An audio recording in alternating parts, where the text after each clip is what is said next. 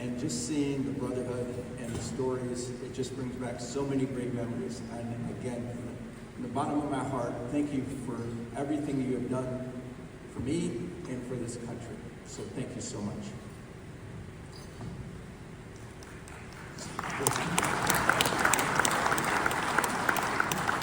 So I want you to imagine that you are miles, thousands of miles from your home port of Pearl Harbor, Hawaii. And you're on a mission vital to national security that was authorized by the President of the United States. And you're a stone throws away from the most capable adversary submarine. And you're in their backyard, and you're surrounded by their fleet as they conduct their mission vital to their national security.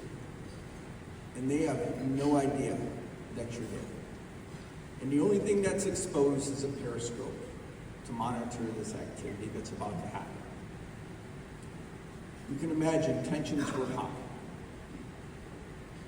And what was at stake, if you take the cost of this $2 billion nuclear submarine, a Virginia class, the cost of the maintenance, the number of times we go on mission, and the cost of the crew. This one mission was going to cost the taxpayers about $100 million.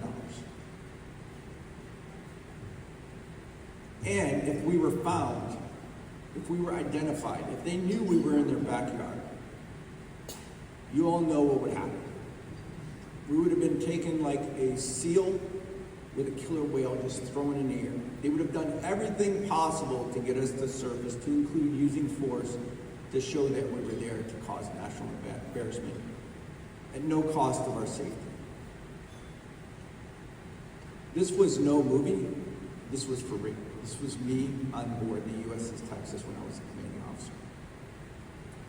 As we're expecting this event to occur, I started to hear something coming out of the early warning system, a new radar of all the saturation that was happening.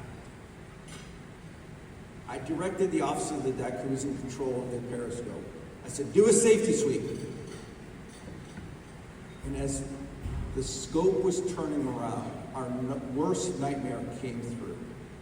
We saw this. I immediately yelled, down scope! And as the scope is coming down, I could see the pilots in this aircraft, foreign aircraft. The aircraft was a sub-hunting aircraft, and they had one purpose, and that was to find us. And he flew directly overhead as the scope was coming down. I gulped. I couldn't show it, but I was scared as the commanding officer. I looked around the room, and there was 30 sailors looking at me, the old man, to say, Captain, I'm scared. I looked for strength. I turned to my executive officer, the second in command, Gary Montalvo. I shook my head and I said, Gary, this isn't good. I wasn't ready to bail yet. As we all know, is once I went deep and boarded the mission, there was no turning back. $100 million, gone. I directed the scope about a minute later after this plane didn't turn around and try to come back after us. I directed my operations officer in the next room. I said, surveil the environment for possible counter-detection. About a minute after this plane flew over, I hear this deep voice as soon as the scope broke. Con radio, in receipt of information that type of plane detected a foreign submarine. Firecracker, firecracker, firecracker, which is our code word that we were counter-detected. 2 independent sources. We just had a plane fly over, a sub-hunting aircraft, and then we get a separate indication that a foreign submarine was detected by that plane, that type of plane. What would you do? Would you worry about the $100 million, or would you worry about the safety of your crew? Because everyone knows that every second counted. If I didn't act immediately, the chance of them having us, the chance of us getting hurt goes up exponentially. And we were trained as commanding officers. There were 4 C's that you would take command of the submarine. One of those C's is combat. One of those C's is collision. The other one is a major casualty. And the 4th one is counter detection. So I made a decision, 2 independent sources. I needed to take control. I needed to get this crew to safety. I made the decision in my mind, we were aborting the mission.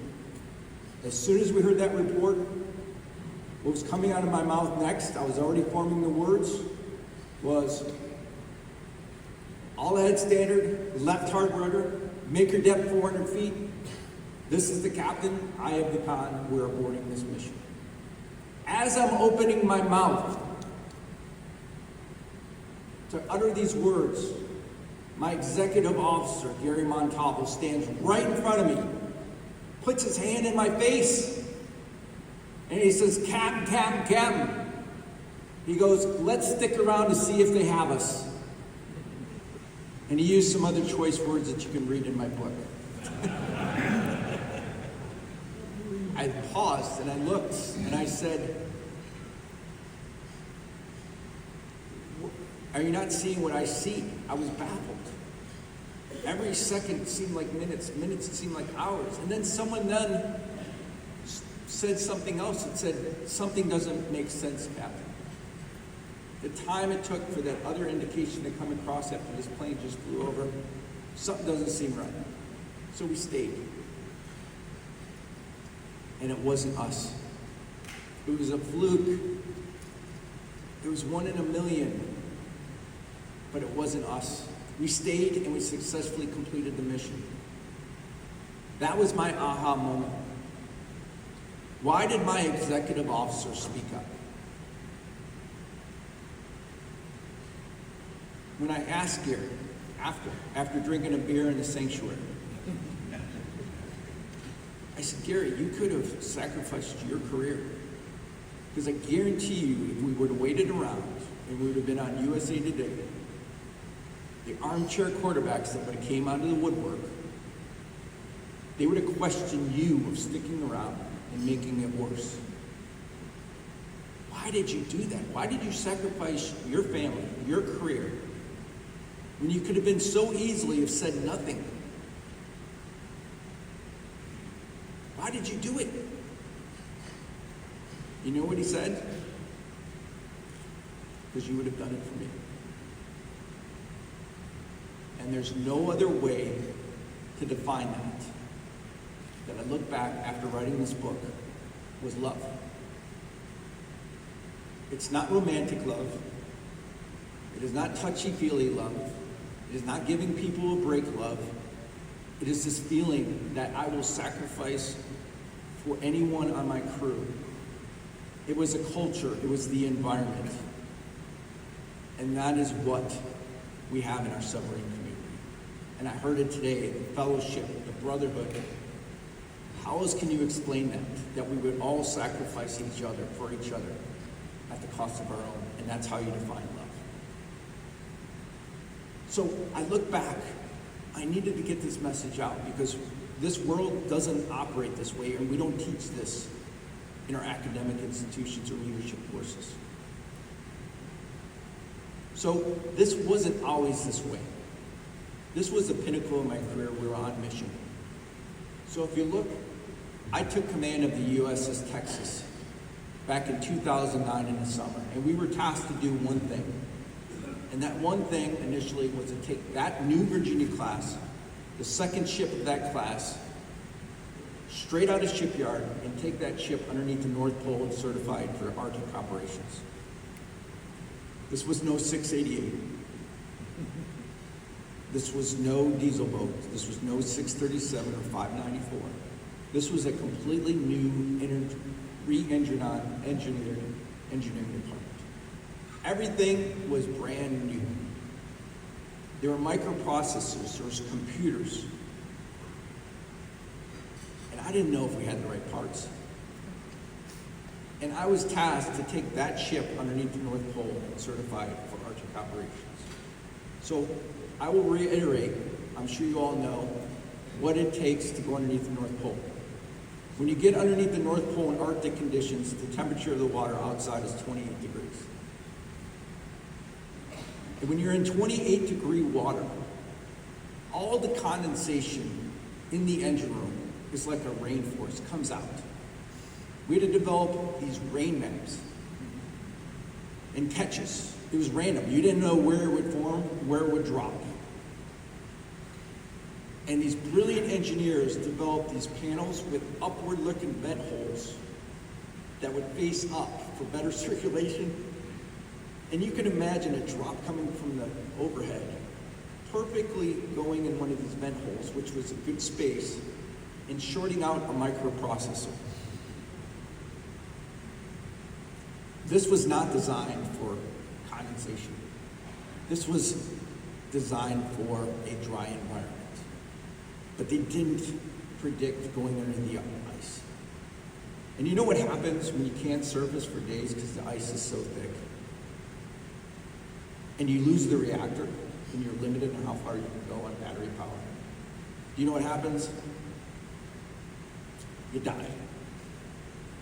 Then they said there were some foreign submarines getting ready to get underway to try to track us, because this was advertised that the first Virginia class is going into the North Pole. And he says, Captain, here's some intel reports. There's 2 foreign submarines getting ready to get underway to find you. But don't worry, we're going to take you through the Denmark Strait, the iceberg capital of the world, the same iceberg that sank the Titanic. And you all know that when the temperature of the water is 28 degrees, it doesn't make any noise. There are these floating islands that are 1,000 feet deep. They're just floating in the water. And I said, well, that's wonderful. I said, how do you detect, it's a rhetorical question, how do you detect icebergs? Well, Captain, you got to use your active sonar. I said, well, what about these foreign submarines that are coming out to get me as a beacon? Oh, that's a great question, Captain. Good luck.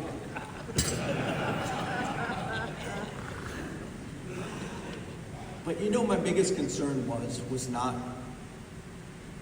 the foreign submarine, was not the ice, was not the iceberg. My biggest concern was the culture of the crew. I had my Commodore poking me in the chest after we continuously played whack-a-mole of severe incidents, where we come down after a month that I was there and says, why is your ship so screwed up? Why are you incompetent as a commanding officer? You need to get this ship underneath the North Pole by this date, and if you don't, we can't go until next year, and the Virginia class is in jeopardy.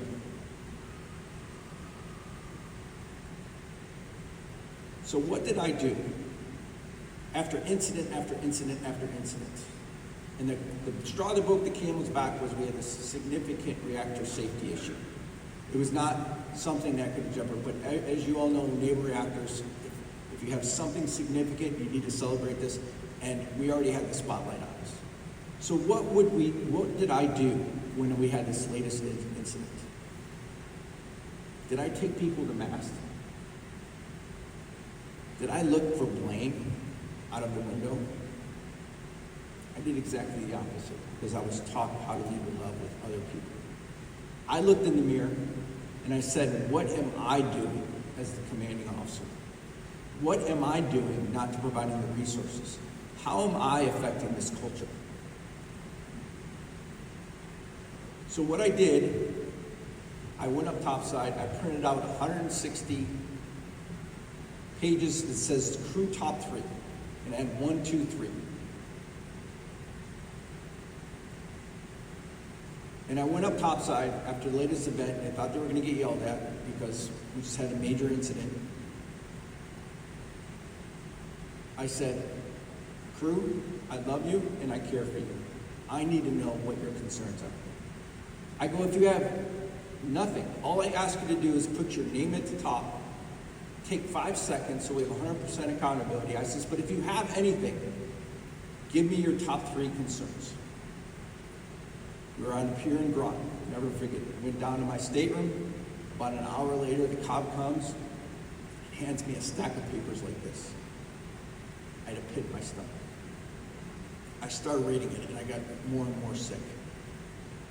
And one of the things of many was we didn't have a sufficient number of computers on board.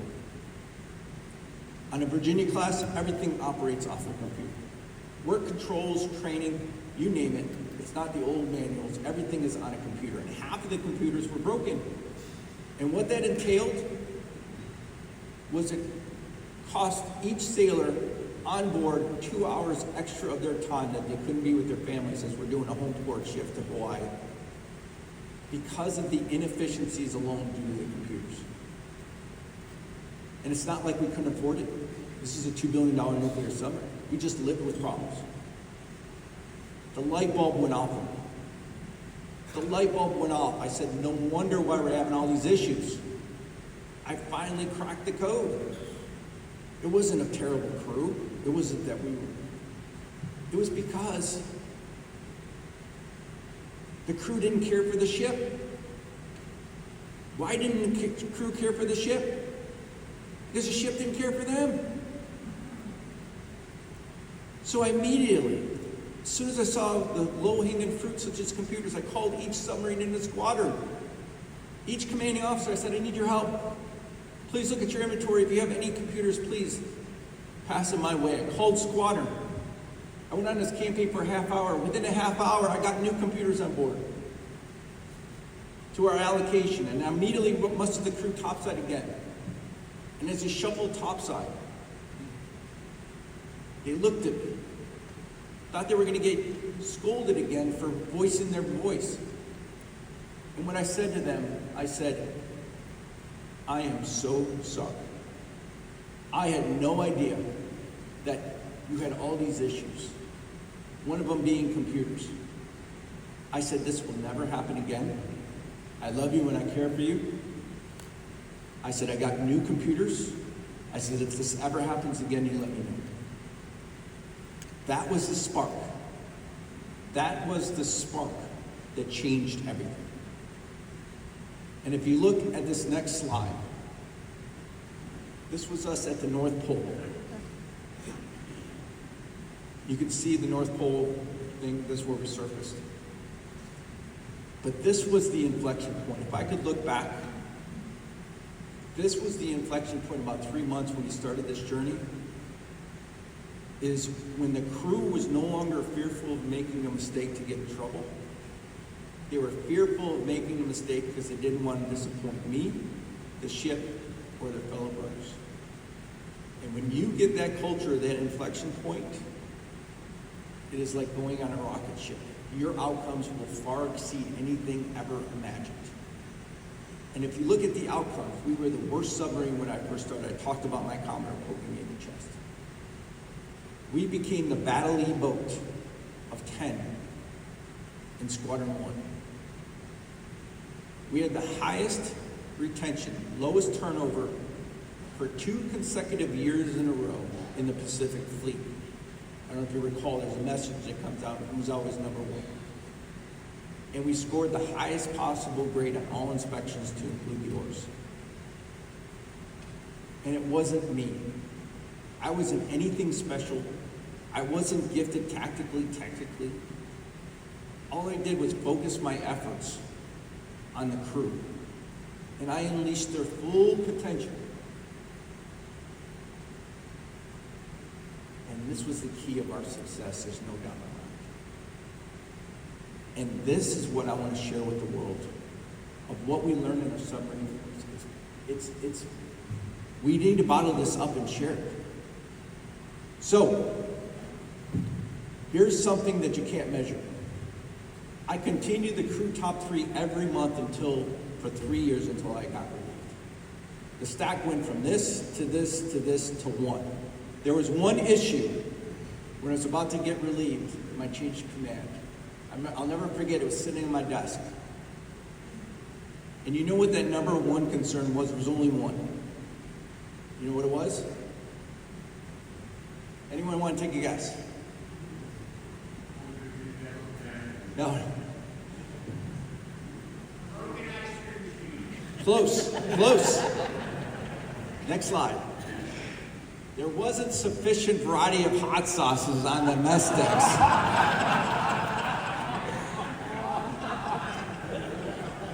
If the crew is complaining about hot sauce variation, instead of worrying about computers or pay or watch bills or being with their families, that is magical.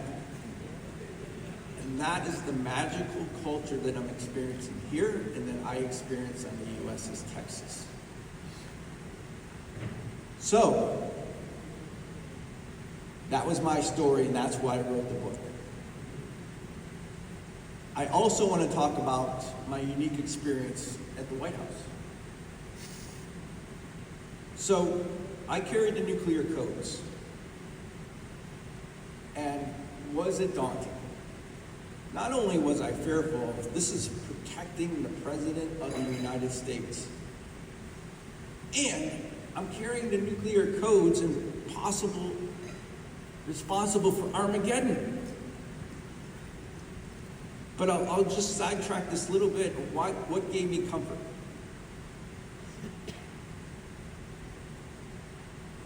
So, we all know during World War I, there was approximately 40 million people that died worldwide. World War II, it was about 70 million. And these two heroes experienced that. And I'm just in awe of being in this building with both of you today. 1 out of 5 submarines were lost.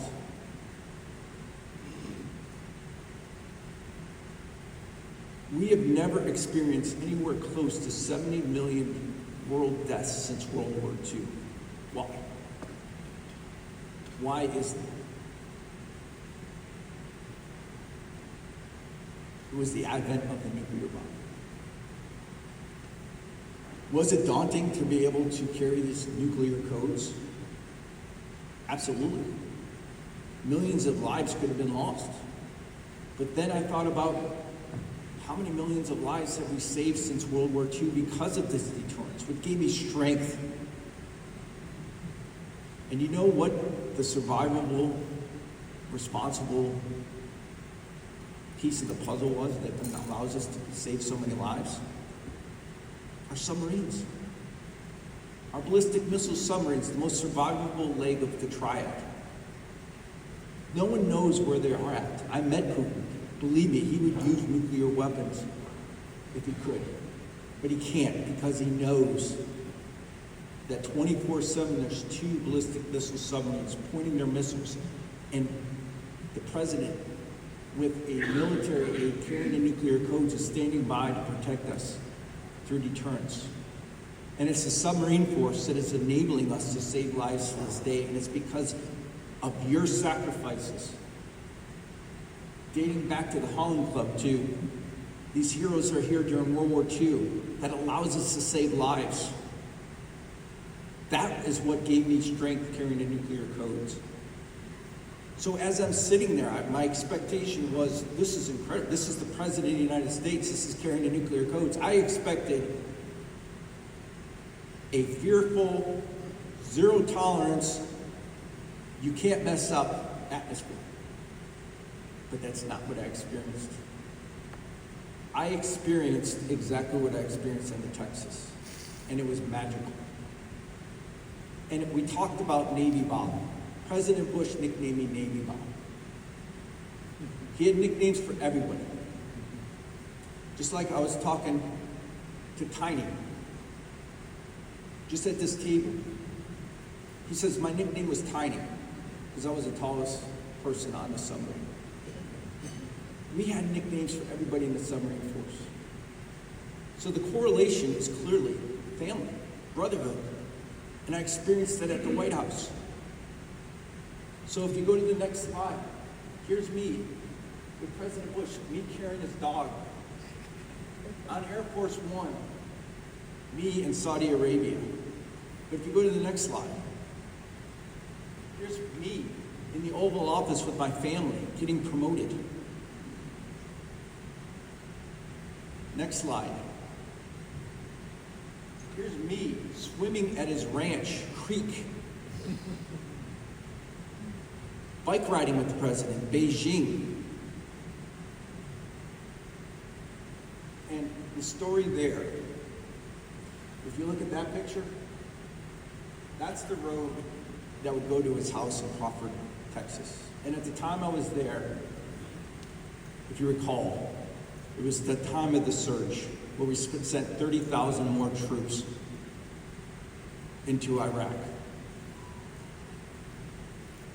And every morning at the ranch, at 5 o'clock in the morning, I would get the situation report. And the top of the situation report would say, did we lose any sailors, Marines, soldiers? And at 5 o'clock in the morning, we'd be standing there like clockwork. The light in the breezeway at his house would go on. He would go turn on the coffee pot, then go relieve himself. And he'd come out, and it would be underneath the Texas sky. It was just me and him. And he would be in his socks, t-shirt, hair disheveled, and he would come out and say, Navy, how did we do last night? Really loud, and it was just me and him, no press, nobody. And those days that I would tell him that we didn't lose anybody, he would turn into like a kid in a candy store. He would just get so happy. He'd say, what are we doing today? We're cutting brush. You just see Barney. I think he's going after da-da-da-da. But those days that I would tell him, Mr. President, I'm so sorry we lost 3 soldiers. He would take the report and just walk inside and say, and I'm telling you this because if the leader of the free world can take care of people and make them feel special by giving them nicknames, we can do this in any corporate setting or any industry. I felt for him. And some of the decisions he made, still up for debate, like going into Iraq, Katrina, I had his back because he had mine. And I didn't judge him on his decisions. I judged him on his character, and that's what leadership is. So I want to share another quick story that I experienced at the White House that really depicts this. So if we go to the next slide, when I was the executive officer on board the USS La Jolla, we deployed with SEAL Delivery Team 1. And anyone that has deployed with Navy SEALs, it's just their unique breed. And while we were deployed with them, again, this is a really sensitive operation where we put a curtain around the plot where there's only a hand select few of officers on board that even knew where we were. If you haven't seen the movie Lone Survivor, that was happening in real world while I was deployed with SEAL Delivery Team. That's when they lost 21 Special Operating Forces, and that's where Michael Murphy went up on this ridge, knowing he was going to die, to make a communication because that was the only spot he could do it to save his brothers. And he was awarded 3 years later, as I'm the naval aide to the president, the Medal of Honor. And you know who was in the audience? He was a lone survivor. There wasn't a single dry eye in the audience, to include President Bush. I knew that how it had affected him as the president, his decisions. And that really affected me as well. And that's what you call leadership. Leadership, you're going to make decisions that aren't right. Leadership is about caring for your team and getting results. So, those are the 2 stories that really impact how submarines has really affected this nation, even at the top levels of the President of the United States. So, leading with love. Is leading with love soft? Weak? Sign of weakness? The absolute answer is no. I hear it all the time. If you lead with love and compassion, your mission's going to fail. And to those that say that, I couldn't disagree with you more. When you lead with compassion and care, all your outcomes will far exceed anything you could ever imagine. You will accomplish the mission so much faster and so much more efficient when you lead with care. And it's through accountability. If you don't hold people accountable with tough love, that is not leading with love. That is a sign of weakness. So this phenomenon of leading with love, I couldn't just come up here and say, oh, I'm a good old boy, this is how I did it. You probably got extra experiences. It bothered me because it wasn't bottled up. It wasn't proven. So my next journey is where I went to Rollins College. I don't know if you know this, at Rollins College right here in Winter Park, that's where Mr. Rogers went. There's a statue of Mr. Rogers. And when Mr. Rogers died, do you know what was in his wallet? Does anyone know what was in his wallet when he died? It was a note. And you know what that note said? It said, life is for service. And you know where he got that note? You can see it today. It's embedded on one of the buildings at Rollins College. And Mr. Rogers had said over and over again, one of the richest people that has ever lived this planet. He was happy. His commitment and what he has done for so many is undeniable. And Mr. Rogers had said is that God has put us on this earth for one purpose and one purpose only, and that is to serve others. When we find that service to others, the wholeness and fulfillment that we will feel will be undeniable. There is no doubt in my mind that your service to our country is the submarine force. Your contributions of saving millions of lives by being on diesel boats, 594s, 688, 637s, your contributions is why you're on this earth. And Mr. Rogers, going back to Leading with Love, has this famous quote. He says, love and success, it has to be in that order. It's that simple and that difficult. Exactly what I did on the Texas. I didn't concentrate on success first, getting underneath the North Pole. I put love first. And the outcomes far exceeded any expectation. I wouldn't be standing here today in front of you if I got counter-detected or I bailed out. I wouldn't have wrote the book. That is what Leading with Love is. So, what else I learned from Rollins College? My first class going into Rollins College was, what is a theory? A theory is a phenomenon. The phenomenon is, why is it that you're gathering here years later to come be with each other? And one of the first classes I had, his name was Dr. Marshall. Dr. Marshall says, all right, what is a theory? I had no idea what a theory was. What constitutes, why does the relativity theory even exist? What makes it a theory? And he gives us an example. He says, well, there was a good old boy that said every time the rooster crows that the sun will rise. My phenomena is that rooster is causing that sun to rise. Today, we know it's not true, but 500 years ago, maybe, you can believe it. And so this boisterous good old boy says, I got this theory, and he was allowed to like, oh my God, this guy's a genius. And then he started prophesizing other stuff. But if you do the statistical analysis with the beautiful thing of academia, it will show you through significance that the rooster is not causing the sun to rise. There were days that the rooster crowed that the sun didn't rise because it was cloudy, and there were days that the sun rose that the rooster didn't crow because he was sleeping in. So that, through research, debunks that phenomenon.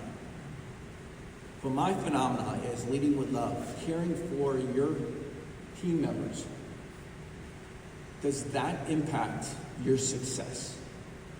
And I was assigned this theory called leader-member exchange. Basically, over 50 years of academic research, that gentleman right there, Dr. Grain, studied this. He's an IO psychologist way back before the prehistoric era. And he has said, over 300,000 citations, 50 years of academic research, that if you can improve your relationships, that all your outcomes will go up. Caring relationships. And when I read this and researched this theory, it explained it perfectly. That was Dr. Gray. So I was really excited. And he just unfortunately passed away about 2 months ago. And he asked me to carry on his legacy. And that's what I want to do, is take what I have learned in the submarine force, bottle it up, and take this gift to leaders, instead of just talking about it, but give the leaders a tool with a way to measure it. That is Dr. Gray. And it started here in the submarine force. So next slide.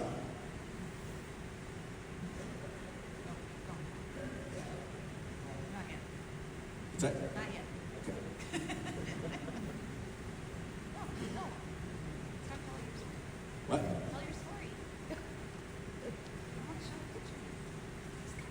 Oh.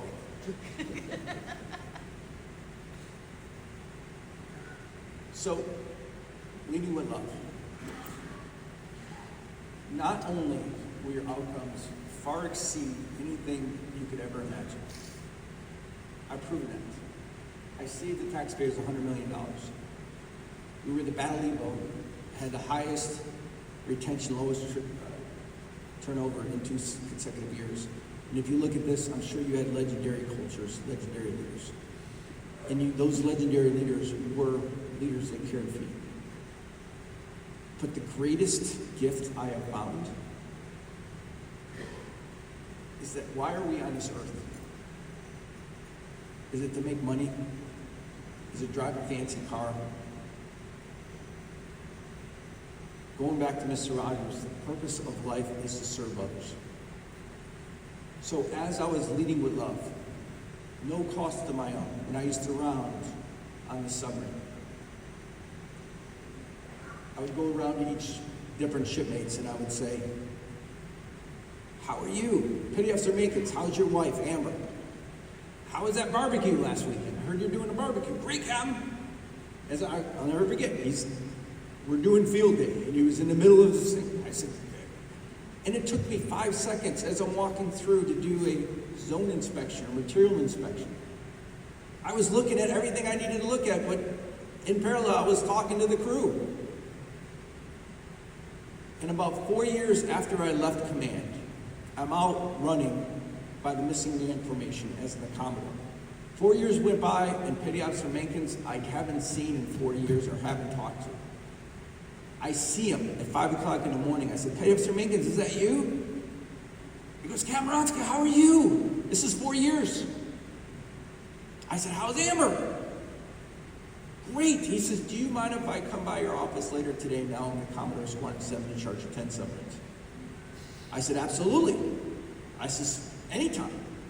So he shows up. I said, stop. Brought him into my office. I said, what can I do for you? He says, Amber and I have been trying to get pregnant for 4 years. And all we want in this world is to have a child. That's all we want. And he says, we finally, the big Tripler hospital, we got, after 3 years waiting on the waiting list, this July, and it was April, we got our first appointment for infertility treatment. And he says, we couldn't be happier. And he says, it lined up perfectly. October was when I was supposed to go execute orders. He was a nuke, and he was going to Charleston. He says, it lined up perfectly. He says, 4 months, if we tried this, and we can't afford this out in town, this is the only place we're going to do it. He says, in 4 months, if I can't do it then, God was not in the plan to have children. And it's all we want in life is to have a child. And I stood up and almost hugged him. And then he says to me, he says, 2 weeks ago, he goes, I just got an ORMOC, change in orders. I am now leaving the island in June. 1 month before my first treatment. He says, I went to my EDMC, went to my cop, went to my XO, went to my engineer, went to my captain, went to my commodore for the last 2 weeks in a row, telling them what was at stake, and everyone knew was at stake. And these orders, moving it up, wasn't something of wartime necessity. It wasn't saving lives. It was a shell game for the detailer. And when he calls the detailer and says, hey, I need to talk about this, again, the detailer starts yelling at him on the phone. He goes, suck it up, Buttercup. They're called orders for a reason. You're in the military. You're going to Charleston in June. And if you call me again, I'm going to change them to Bahrain or the Middle East. Stop having people call me. I was Squadron 7, this was Squadron 1. I says, give me that guy's number. I call him up on the phone and I says, listen, Shemaine. I go, this is what you're going to do. I go, you're going to go back to the original agreement of you're going to change these orders to October. I said, if you don't, I'm going to call the 4-star admiral myself, Naval Reactors, who I know, and we're going to have a lengthy discussion of how you're treating our brothers and sisters in the military. I go, I'm giving you 4 days or 5 days to rectify this. I said, if these orders aren't changed in 5 days by Friday, I'm making phone calls. I hung up the phone. 4 years later, or that October, he calls me and tells me that his wife is pregnant as he's at the airport ready to go to Charleston. 4 years later, as I'm writing this book, he sends me this picture. He writes to me on deployment, and he says, you and God are the only reasons why my sweet Caroline is here. I started to cry. This was the greatest gift of any submarine we tracked. Carrying the nuclear codes, or anything I did for national security. I started to cry. And this is the power of leading with love. Because he never, after 4 years, would have came to me and asked for my help if I didn't have this relationship. And he provided a gift to me that will forever, ever be ingrained in my head as one of my greatest accomplishments. And this is the beautiful of what you're experiencing now, the brotherhood of love, brotherhood of being together, is a gift that you can never, ever, ever put a price tag on. And so I'm asking your help. Let's get the word out there that this type of leadership works. There are no downsides. We're going to make this world a better place. So again, it is such an honor and privilege to be able to be here, where I've learned it. And in my book, I've learned it from, I wasn't anything special. I'm just a messenger. And you're going to, if you read my book, you're going to see through this chronological era of where I learned it. And I learned it through your DNA, your fingerprints, the leaders that you enabled. And you wouldn't be here if you didn't lead with love. So again, it is such an honor and privilege to be here. And I will open it up to any quick questions before we go. I think we need to get out here at 9 o'clock. But it is such an honor and privilege. And to the World War II and to the Holland Club members, I am forever grateful and indebted to what you have done for the future generations, not only for me, but for this country. So thank you so much from the bottom of my heart. Thank you.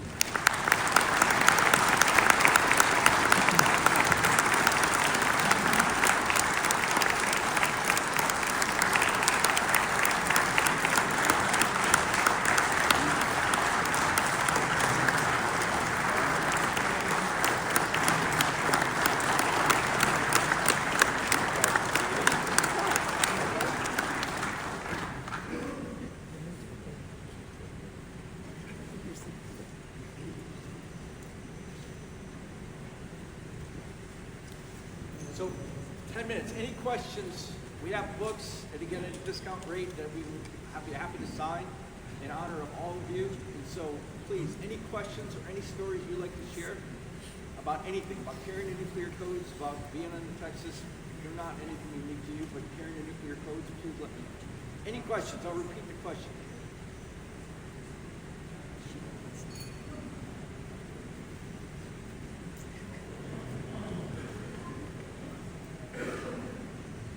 Anyone?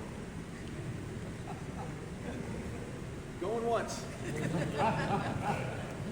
Going twice. All right, I have a question. Yes, sir. When you were with President Bush, do you remember an MS chief named Woody Reed? Yes. I served with Woody. Really? Yes. We'll talk about him afterwards. Absolutely. So you can see, you know, our submarine plan, our pro ship. We heard you. Thank you. That's backup. He asked me if I knew a submariner that used to work at the White House when I was there, and I said yes. We have such a brotherhood, even though we don't know each other, we come from different parts of the country. There is once you say you're a submariner, we know what we went through together, and we know how special it is, and so and you immediately get attracted to the people that you have served with, and it's the same things you've been through. And again, it's a common thing of sacrifice to others. So thank you for that question. Anyone else before? Yes, sir. Question about the Virginia class. What did you do about the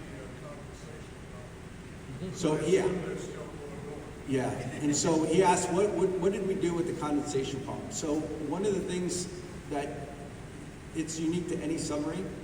What was unique was because of the equipment it was in testing, that we needed to make sure that if there was a failure that we could be able to mitigate that failure and get the reactor back up. But with microprocessors, a new era of engineering, there was a big unknown of how we could do that. So what we used to do is these maps, and we would, after testing it, we would see where those condensation would occur that was unique, was not unique to every single Virginia class, it was universal. So what we did is we shared these maps to say this is the most likely place that you're going to get condensation. And so we mitigated, and that's where we would share these lessons learned for others to go down the line. So thank you for that question. Any other last questions about anything about the nuclear codes? And again, I just really appreciate being here, and it is such an honor and privilege. So I'm going to close it up. All right. Well, thank you so much again.